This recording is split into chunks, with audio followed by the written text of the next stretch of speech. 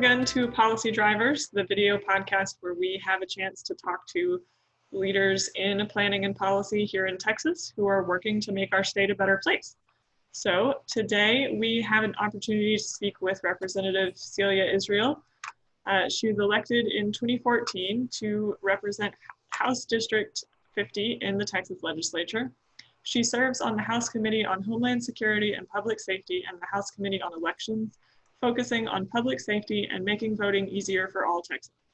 Representative Israel serves as Vice Chair of the Texas House Democratic Caucus, overseeing the Steering and Policy Committee. She is a member of the Legislative Study Group, the Women's Health Caucus, the Mexican American Legislative Caucus, and is a founding member of the Texas House LGBTQ Caucus. In 2019, Representative Israel became chair of the Texas House Democratic Campaign Committee at a time that many political commentators believe there is a reasonable chance the Democrats will take majority control of the Texas House for the first time since 2002. Representative Israel has served on numerous boards and committees focused on multimodal transportation, food security, and empowering the next generation of female leaders. During her first time in the legislature, she was named Freshman of the Year by the Legislative Study Group, a champion of equality by Equality Texas, and a progressive champion by Progress Texas. In 2018, Representative Israel was inducted into the Austin Women's Hall of Fame. So, thank you very much for taking time to speak with us today. We're very excited to have you. You're welcome. Thanks for being interested. Yes. Well, one of the things that we like to start these interviews with is just some general questions as students preparing to enter the policy and planning fields. We need all the advice that we can get. So I think our first question is, what do you wish that someone had told you when you were first getting started in public policy? Don't wait to be invited. My background is in, I describe myself as an Ann Richards Democrat. So a long time ago in a galaxy far, far away, there was a strong and witty woman named Ann Richards who ran for governor and won. She took office in 91. She left in January of 95. And she's my inspiration still to this day. But I remember when I had an opportunity to work at the Capitol as a recent UT grad. And I still think back on that younger version of myself who thought that I actually needed somebody to open up a door to allow me to volunteer on her campaign. And policy obviously is critical. You want to get it right. But I'm going to vary from time to time during our time here today into politics, because if you've got an idiot running the ship, well then what good is the best policy in the world if that policy maker, legislator isn't playing well with others, to get back to kindergarten rules. So, but I would say, I called a friend of a friend. Dr. Sarah Weddington was one of my professors at UT. And I asked Sarah would she make a contact for me, because I really wanted to volunteer on the Ann Richards campaign. Well, no one needs to open that kind of door. Just own it. Just call up the campaign. They need you. And so the best advice is, don't wait to be invited, and know that when it comes to the politics that you need to put in place before you implement the policy, you are a needed commodity if you're volunteering for the right reasons. Awesome. I think that's really great. And you also mentioned Governor Richards when you first started was a mentor for you when you were working on her staff. So what were some of the things that has helped you learn that you have used since then? And do you have any advice for students or new professionals about finding a mentor and being a good mentee? Well, I recognize that, I talk a lot about politics and volunteering in politics, and that was my way to find a network of good old girls that kind of helped me along the way. And over time, as I grew older, we helped each other out, not because we expected anything in return, but because there was a genuine friendship and a concern and a care and a a real relationship there. So I would say this is a great opportunity for all of us to engage. But what I learned from the governor is,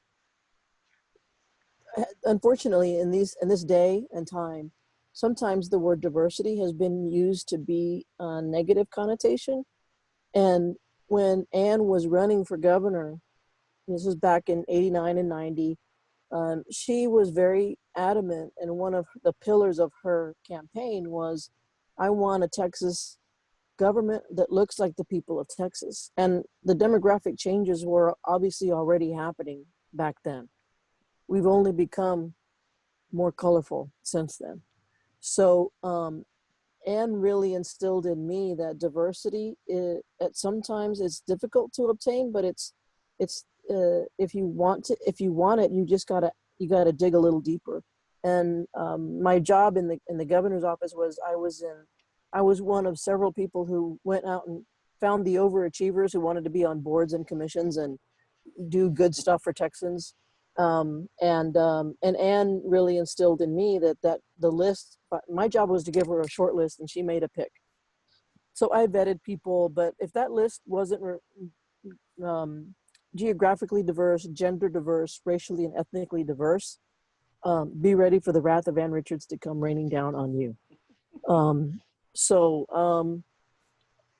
But she was tough. She had high expectations, but she taught me a lot about diversity and how it should be a core way in which we all operate. And I know that suddenly people have awoken, like, hey, that really is important to be inclusive of people.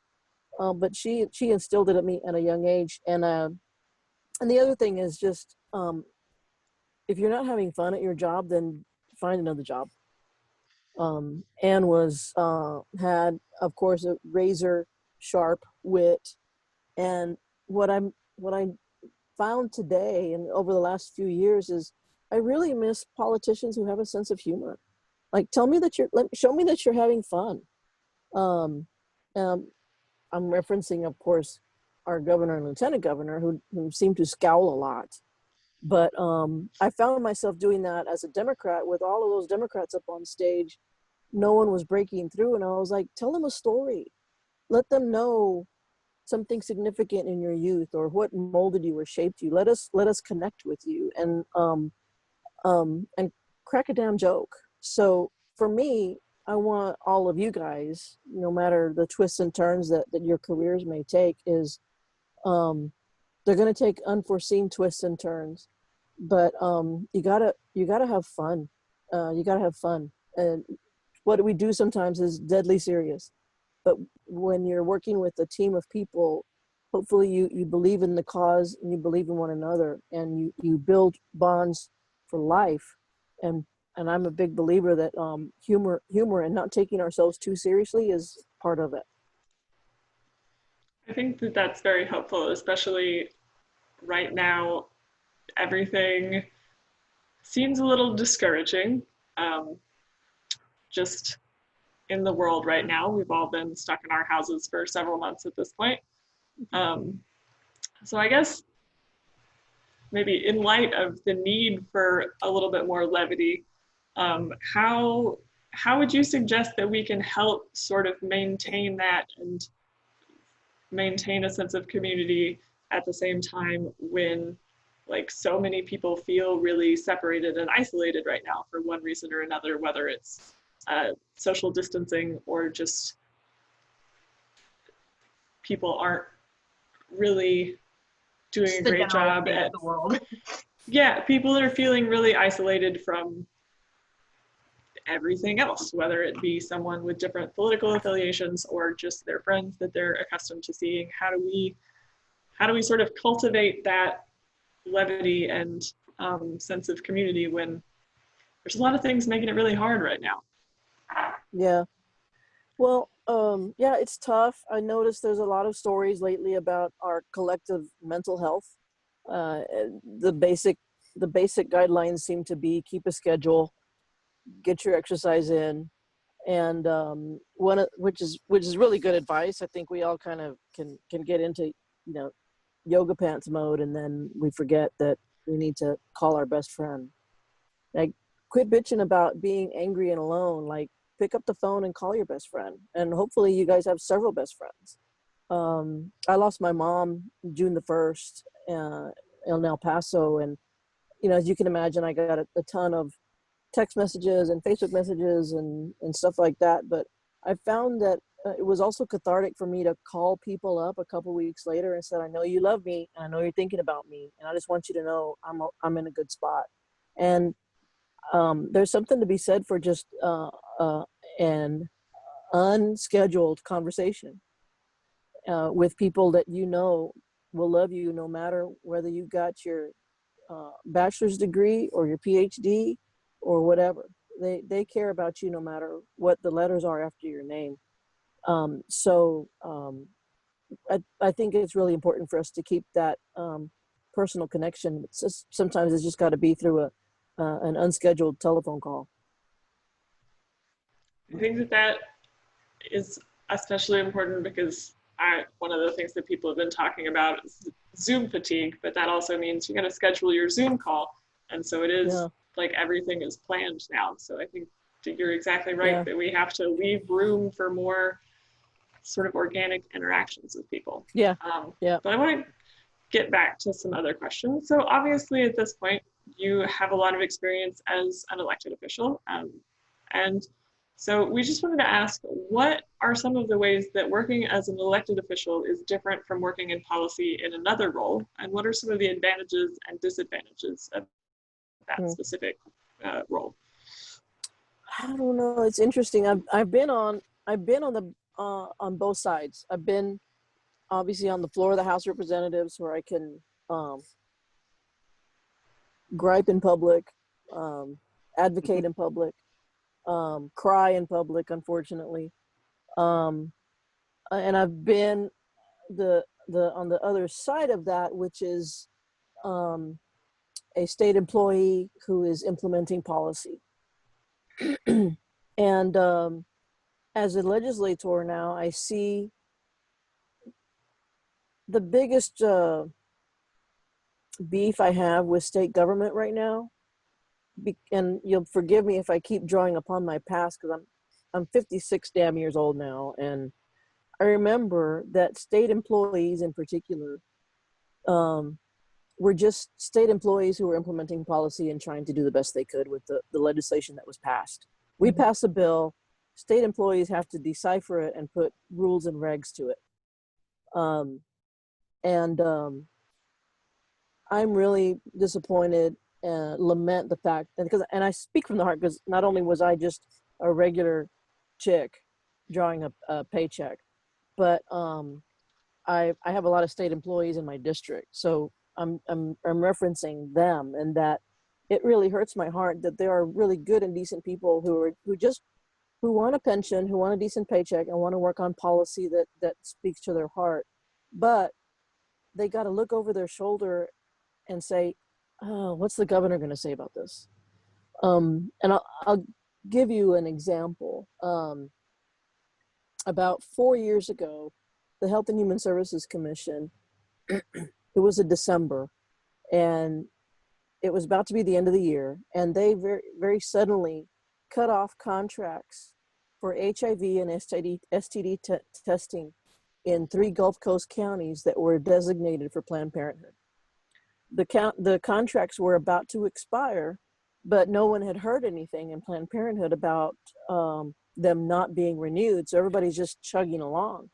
And HIV, STD prevention and intervention in the real world means going to gay bars and jails and not so clean places to talk about things like needle exchange and safe sex and all that stuff around HIV, STD prevention. This was a political move that was done just because the contract happened to be headed up by a group called Planned Parenthood. And there was maybe about a dozen people in the Gulf Coast area who really had the lay of the land. They knew how to reach these special populations. They were suddenly found without a job. you don't play around with public health. And it really upset me that this happened. And so, the intersection between politics and policy should be a healthy one, not an uncomfortable one to where people are afraid to do the right thing because there's a political overlord that is going to look over your shoulder. When I was in the governor's office, we appointed women and men to boards and commissions, and for the most part said, go and do what you think is best. We didn't yank their chain and say, well, I didn't mean for you to issue that contract to that person. So, that's where I hope to get us at as a state, is get back to normal again. Too much politics interfering in good policy is something that makes me angry. I'd like to jump in for just a second to kind of echo your point. I was in the fall of 2018, I was an intern for the Legislative Budget Board, and as I'm sure you're very aware, this same problem has happened. Yeah. LBB in recent years, and Lieutenant Governor Dan Patrick has really been a big part of gutting that agency. For partisan means, right? In order to be able to have more control over what they say and what their budget proposals are. And in my experience in working there, it's exactly what you said. Like, state employees want to do their jobs, they want to do them well.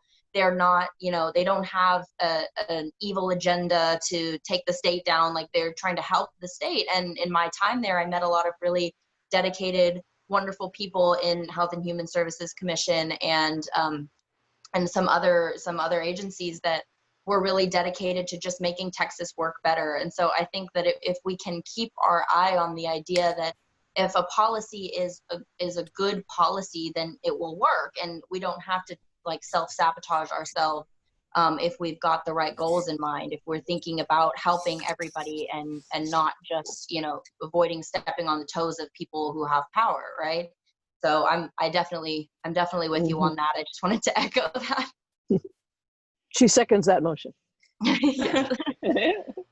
I guess I also have a question as a follow-up to that. I know when I was taking American history as a child in school, or learning about the government, it felt like the idea of politics was explained to me in a way that was more of just talking to people who disagree with you until you can until you can figure out something that will at least work, if not necessarily the best, but more bipartisan. We have to talk to each other to make things work. Yeah. And it seems like, especially in the past few years, and especially in just the general vocabulary and discourse, the word politics or political has definitely seemed to be used a lot more as sort of partisan politics rather than sort of that back and forth process. Mm-hmm. So I guess my question is that something that has shifted in I guess over the course of my lifetime, I perceive it, or has that always been sort of something that at play that has just been highlighted a lot in the past few years? Well, let me answer your question and call me out if I didn't, but I think the example that's coming to mind as I'm hearing you talk is there's an example of a big initiative of mine, and it's called online voter registration. And my staff laughs at me because I only want to be in the House of Representatives long enough to do it, but I may be a really old woman before we can make it happen, which is sad. I wanted this engraved on my headstone if I can make this happen in Texas, which is unfortunate, right? Because now I think nearly 40 states have done it. When I got into the House of Representatives, this was 6 years ago, it was and continues to be sound, efficient policy at the county level, because it's the counties that do our elections. County elections officials tend to be driven by process, and they love systems. And when I went and was talking to various of my colleagues around the House floor, I had a bunch of Republicans sign up in support of this bill. Many of them had heard from their county officials to say, would you please give us online voter registration? We need to save, it's going to save us a lot of money. Save us, we don't have to hire temps. We're going to have a more accurate voter roll. And so there was a ton of support. I was a freshman as a Democrat, so that tells you a lot. It was House Bill 76. And at a certain point, it was obvious to me that I was not going to get a hearing on this bill. And I have a clear memory of talking to one of my Republican colleagues who said, well, Celia, if you implement this policy, what's to stop you from going to some of these fancy concerts that y'all have around here in Austin and going up and down these lines with an iPad, just get everybody signed up to register to vote. And I was so stunned that I didn't have the right response right away, but the correct response would have been absolutely nothing. That's the point. These people need to be registered to vote. They want to be registered to vote. There's just has become this fear of technology when it comes to voting. And but my point is, this was 2014, 2015 was the session. Arizona was the first state to pass this policy. Oklahoma passed it about 6 years ago. So just a few years before I entered the House, it feels like something changed. We became more driven by fear than by motivated and aspirational for what we could achieve. And I guess that kind of goes back to where I was talking about earlier. I want to get back to that other time again. So, but I gotta tackle some monsters before I can get there. Yeah, there's a lot of stuff that has to be addressed before we can concentrate on other things. But I think I'm glad you brought up voting registration, because Tynan actually has a specific question about that. Yeah. You supported several bills in the 85th session to help support Texas voters trying to get registered or make sure their votes are recorded. And since 2020 is a pretty significant election year, what advice would you give listeners about registering or making sure their votes are counted, and how to support free and fair elections? Well, a little tidbit that one of my it was a minor bill, but had we passed it, it would have been a good bill. Right now, and we're in the area of pandemic, of course, online voter registration means that there's going to be fewer people manning a table at a Walmart to say, hey, did you renew your registration? So that's bad. So we're going to have to rely on our social media even more to remind people, don't wait until the weekend before early voting starts and then you realize, oh man, I didn't change my registration. Because had my bill passed right now, we could have said, okay, let's say Celia wants to vote by mail, and I get my ballot at home, I fill it out at home, and then because I may or may not trust the post office right now, or I want to be just secure that it was delivered, I could take it to a voting location and hand it to a clerk and say, you're an elections official, here's my ID, please take this. It's sealed, it's got the signature on it, it's good to go.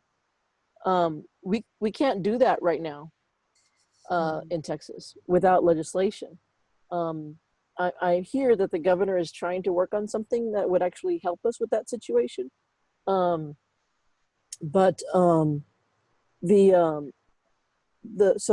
we've got to use our social media. The governor did give us some more early voting days. Unfortunately, that didn't come with any more money to the counties, because when they rent these spaces, that costs money. I think we need to take advantage of early voting. Perhaps it helped that we know it's going to be a historic turnout because we had a historic primary. There's a lot of energy out there. So I'm hoping that people will word of mouth say, help us get people out to vote early and or vote by mail. I'm told that there's going to be an option for us to hand deliver that vote by mail ballot. Because if you vote by mail, you get your ballot and then you decide not to you decide, I'm not going to vote by mail, I'm going to go ahead and vote in person. You've got to take your ballot back with you. They have to cancel that ballot and issue you a new ballot. So it's more paperwork at the poll, unfortunately. And I toured the facilities in Washington, the state of Washington, one day, and they have just these old-fashioned mailboxes all over the place that are secure, painted a unique color and branded, where people just drop their ballots off if they don't want to mail them. But all of that is just to say, I think we need to take advantage of the more early voting days. Counties are really struggling right now with all of that.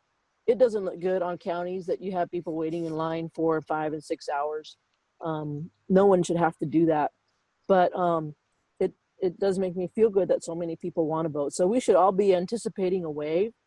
And I think the best way to talk about it is talk about the positivity and the excitement around voting, as opposed to the gloom and doom, like, oh, dude, you're gonna have to wait in line like 2 hours. Like, Right. dude, let's talk about it in terms of this is something that is so empowering. You know, Right. you don't get this opportunity very often. And yes, we use hyperbole a lot in politics, and yes, this is the most important election of my lifetime. And I hope that we blow it out of the water. Yeah, I think that kind of the historic low turnout just generally in the United States, but specifically in Texas, we have very low voter turnout. And I think that the infrastructure of our voting system has come to reflect that over time. It's underfunded, it's undermanned, there's not enough resources, there's too much bureaucracy. It's a lot of deterrence to people taking voting seriously and feeling enthused and excited about voting. So I think that, perhaps considering the turnout this year, that maybe it will seem more pressing for that infrastructure to catch up with the times, and hopefully the swing in momentum continues, and we have higher voter turnout this year, and maybe continue to have higher voter turnout in years later. So I'm hoping that even though the state of our infrastructure for voting is kind of abysmal, I'm hoping that this is the kick in the butt that we need as Texans to get this all in order and get people registered and get people out there. And I'm really hopeful that it's going to go well. And there's problems and there's things that we're anticipating, but I think that the more eyes on it, the better, right? And we've got a lot of people who are thinking about what is the process for voting going to look like in November, and really important stuff. Well, and one of the things that Farm&City is often in support of is improved transit access and general transportation safety. So we also have a few questions about that. Okay. Yeah, I have a question about public transportation, but I also just wanted to add that I'm from Oregon and I love just getting my ballot in the mail. Don't have to even request it. It just comes. It comes with a pamphlet that explains everyone's platform, all the ballot measures, who's endorsing the ballot measures, and I can just vote at my kitchen table at my leisure, and then I can put it back in the mail, or I can, bike over to the little drop box by the library or something, and good to go. We have very high voter turnout, so I don't know why we can't do that here, but hopefully. Well, we're happy for you. We're all collectively happy for you. Good. I wish that Texas had that, and I believe that it can happen. I do. Okay, I'm with you. Let's all go vote. Let's do it. So back to public transportation. This is something that is, very important to me. It's the focus for me here at Farm&City. It's the focus for me in my grad program. So I was just hoping to talk to you about what you think some of the biggest challenges are for Texas in improving public transportation and accessibility. Well, there's a lot of ways to answer that. The first thing that comes to mind for me as a state official is that if I were the Queen of Texas, I would take the mobility fund, which is the only little sliver of money that we allow to go to transit, and have it funded by more things. For example, the price of gas. When the price of gas is low, why don't we have a little extra nickel that just goes to the mobility fund? Because people don't mind. They really don't. It's I realize I'm advocating for higher taxes, but we need new revenue to come into a system that has been overwhelmed and loved to death. So, but we can't keep doing our transportation system the way we've always done it. And that means changing the mindset at TxDOT. For example, a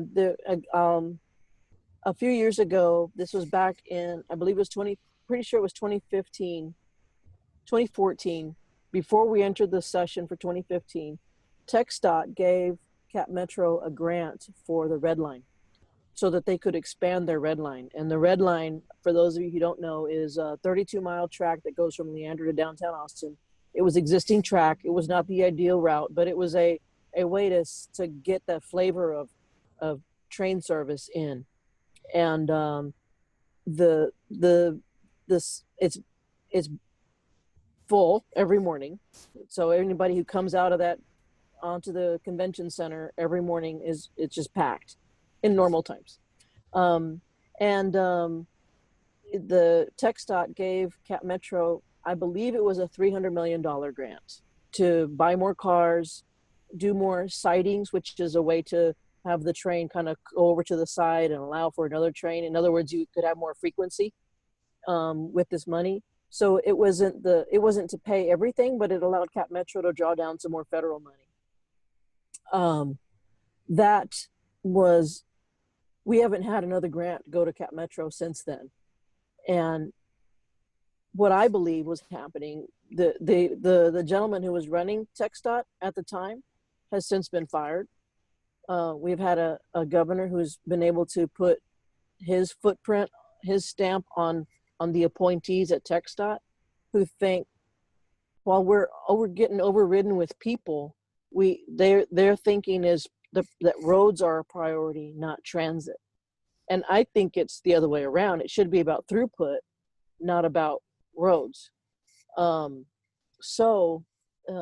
Politics was at play, but I think there's got to be a way for us to dedicate some revenue just to transit, because the mobility fund is that one category of about 12 categories of transportation in the transportation dollar that is small. So that $300 million that TxDOT gave, as some of my friends, is called budget dust in the TxDOT budget.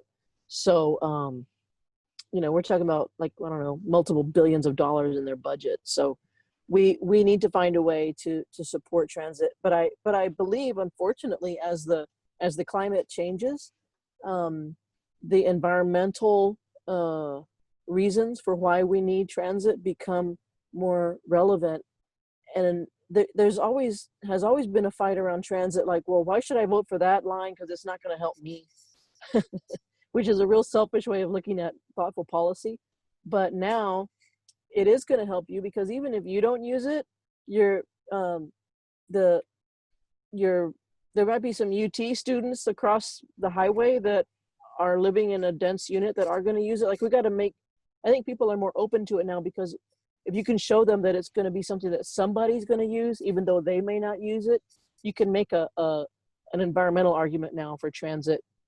I've been making it for years, but now I've seen polling around the initiative that we're going to have to make a decision on here in Austin in the fall. And I know that the environmental concerns are like through the roof now, regardless of demographic, regardless of age or race or where you live in town. All of a sudden it's like, okay, yeah, we should do something to help the planet. Let's do this. Yeah, I think that's a really great point, and I'm hoping that it's not too little, too late in terms of the finally bringing in the environmental component. But at least now people are finally seeing as like an every person issue. So yeah, we can hope. I kind of have a specific question about Vision Zero stuff. So we have been looking over the summer at some of the statistics. Jay and I have kind of been paying close attention, especially towards the beginning of the pandemic, seeing kind of where the numbers were. And I think at least until the end of May, there were still more traffic related deaths than there were COVID deaths. Now that has obviously shifted, but there are less cars on the road, and yet the numbers are still continuing to rise. And so I guess we're wondering what you can tell us about City of Austin's short and long-term commitments to Vision Zero, and what will be and are some of these biggest obstacles. Well, the City of Austin, I think, has always been rather progressive in its support. But the problem is, of course, the City of Austin butts up against the City of Pflugerville or the City of San Marcos. We are a mega region now, and so we need state legislation on things that are related to safety.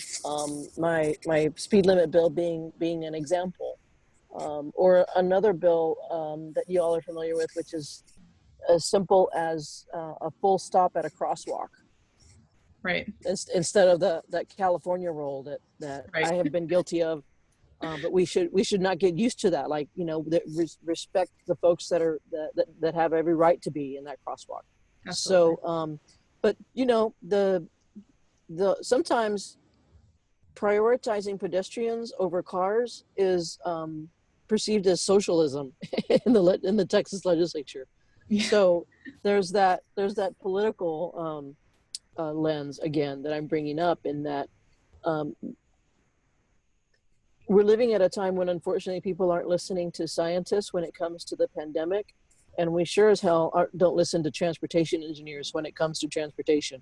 Why would we do that? Oh my God, But the transportation engineers of the City of Austin have been I think rather forward looking, but it doesn't help me do things better at the legislature when you say, hey, look, Austin's doing it. People are like, well, who cares? That's socialism. They're just thick and obtuse. These are the same people who tell me, why do you want online voter registration? What, people are just going to get registered to vote. Can't have that. So that's my world. Yeah. Welcome to my world. Yes. I can imagine it can be very, maybe frustrating is not the right word, but to me it's coming as frustrating because you're just trying to. Yeah. Well, it is frustrating. Yeah. Sorry. You brought up your safe neighborhood street bill, especially to reduce speed limits in residential streets and other areas across the state. So if this law is passed in the upcoming session, what effect could it have on safety in Texas? Well, it's hard. You guys as policy experts can confirm it's hard to calibrate lives not lost, right? But we know that lives will not be lost because someone will have received a ticket or a warning just to remind them of what a safe driving speed limit is in a Texas neighborhood, whether you're in Pflugerville or San Marcos, and that will help someone in the future who might otherwise have been killed or severely injured. Somebody who could have been disabled by an interaction between a car and a pedestrian or somebody on a bike. So it's hard to measure, but and especially hard to measure when we're growing the way that we're growing. But I continue to believe it's sound policy, and I see more and more cities are doing it. We just need to. It's kind of like, it's not the exact same, but it's sort of like the ban on texting while driving. It took the legislature several shots in order to pass a statewide ban on texting while driving. You could still be on the cell phone in Sanderson, Texas, but you can't be texting while driving. So that was at least one step forward. But we had to hear painful testimony from families when I was on the transportation committee, from families who had lost a child or a grandparent to a texting while driving incident. And it didn't change until the session before last. In fact, this bill, if I'm not mistaken, was vetoed. Jay can correct me, but this bill was vetoed by Governor Perry a few sessions ago because it was too intrusive into people's personal lives.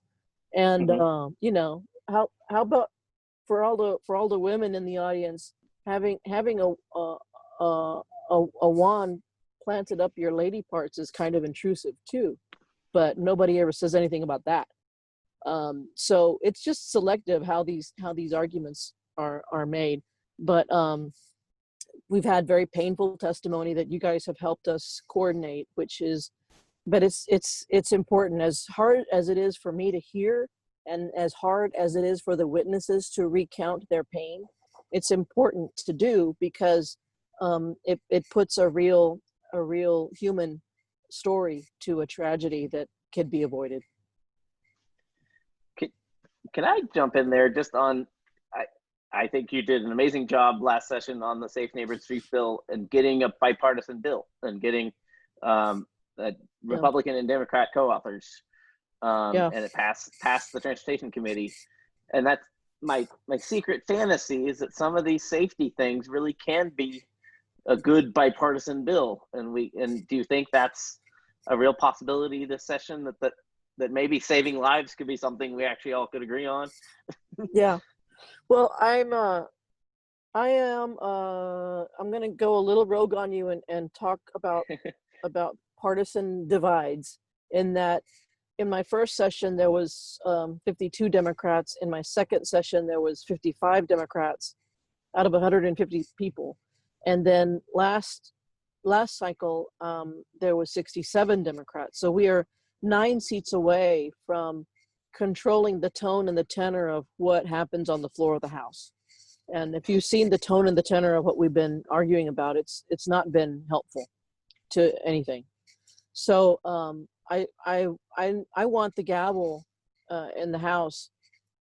I want to control the tone and the tenor, because of all of the very pragmatic things that we've talked about here right now. There's good policy that gets hidden away in a dark space for no good reason other than politics. And so we need balance in Texas. We have a Republican governor, a Republican lieutenant governor, and a Republican controlled House. So we are very close to flipping the House this November. That'll be a counterweight to the Senate. And I think that's a good thing, regardless of whether your primary issue is energy policy or transportation policy, education policy. Balance is a good thing, and we need more balance. I think you brought up concerns of pragmatism. So I think we have our last question is a pragmatic one. So the coronavirus has obviously had a major impact on government budgets at both the state and local level. Given that the Texas Comptroller has already announced a projected $4.6 billion deficit by the end of the biennium that was calculated before the recent spike in cases, what's the outlook for securing funding for projects, or to making sure that existing projects are able to maintain their funding, since obviously the budget's going to look a lot different than someone might have expected in January? The budget is going to be very difficult. When the last economic crisis that we had, the Texas legislature cut public education funding by $5.4 billion, I believe, $5.3 billion. And last year we pumped in about $6 billion in cash, plus other adjustments to public education. So you could argue that we just filled in what we took out from years back. The number one goal for me, and of course we got to pass a balanced budget, but we cannot do it again on the backs of our school children and those who care for them. It's too important to our future economic vitality, especially when we've never been through anything like this in our economic history. We can't afford to stumble. We've got to power through, and education should have been the last thing that was cut in the last recession. So that's going to be, I think, a big battle. So new revenue, it's going to be difficult because we got to fill in the budget gap. But that doesn't mean that we can't air out new ideas and be open, so that when we come back excuse me, in 2023. I think that that's really great. There'll be lots of opportunities for people to find some creative solutions to what we're dealing with right now. But I think we've reached the end of our time, and we want to be respectful of things that you need to do. So I wanted to leave it to you if you have any closing thoughts to leave us with before we sign out. No, I just thank you all for what you're doing. Thanks to everybody who's watching this. I'm originally from El Paso, Texas, born to a Mexican American woman who instilled in me a love of this state. Her hero was Barbara Jordan, and somehow, in a family that rarely talked about voting or politics, I turned out to be a member of the House of Representatives. So I want you all to be proud of our heritage. We come from really a good line of people, whether that's LBJ or Barbara Jordan or Ann Richards, who have done big things. So keep doing what you're doing, and know that there's good stuff around the corner. And by all means, please, I'm not going to curse on this session, but I do want you to vote and get your friends to vote. It's our lives really do depend on it. Well, thank you very much again, Representative Israel, for taking the time to speak with us today. And to our audience, thank you for joining us again on this episode of Policy Drivers. Have a great week. Thank you so much, Rep. Israel, and thanks so much for all you do on safety and transit and safe access for all Texans. Thanks so much. You're welcome.